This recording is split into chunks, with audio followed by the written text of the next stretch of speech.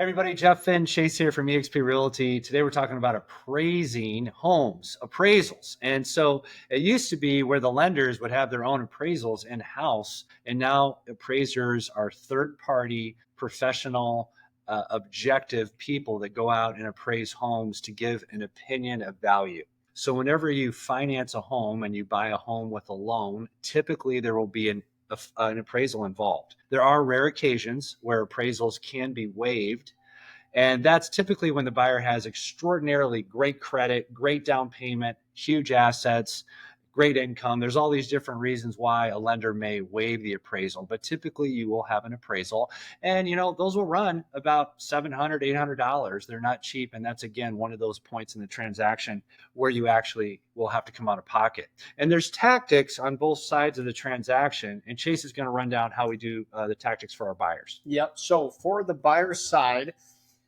the lender will have the third-party appraiser come out, give a value on the home. And the biggest thing to remember on the buyer's side is that if that appraisal does not come in at the amount that was agreed upon for the purchase price, the lender only lends up to that appraised value. So if it comes in low, then we have the opportunity on the buyer side to then go and renegotiate with the seller side.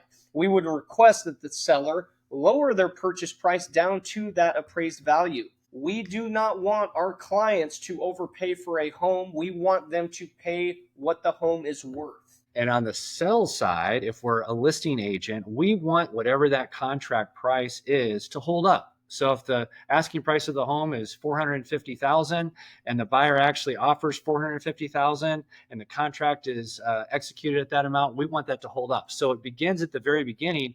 When I meet with the sellers, what we ask them to do is we ask them to provide us with all the upgrades in the house. I want them to start working on that. Any capital improvements that they've made in the home, I want them to start putting that list together, and I want them to start working on receipts right there at the very beginning. Because I want to be able to meet the appraiser. This is the second part. When they go out and appraise the home, I'm going to meet them there. We're going to meet them at the house, and we're going to actually give them a list of upgrades with dollar amounts. And that way we can substantiate the appraisal. We can substantiate the contract price of the house, because that will help us come in at full value on the home. We want to be able to do that for our sellers. Many agents don't do this, unfortunately, but we do. This is part of our best practice and part of our protocol. We go meet the appraiser, and we do it in a way that's very congenial, very professional. I dress for success, so does Chase, and we go out there and we're serious and we're providing data to that appraiser. Any good appraiser will appreciate that, because there might be something that we can offer them that they didn't see with the house. That's right. So I hope that this kind of helps explain the appraisal process and kind of outlines what they are and how they work.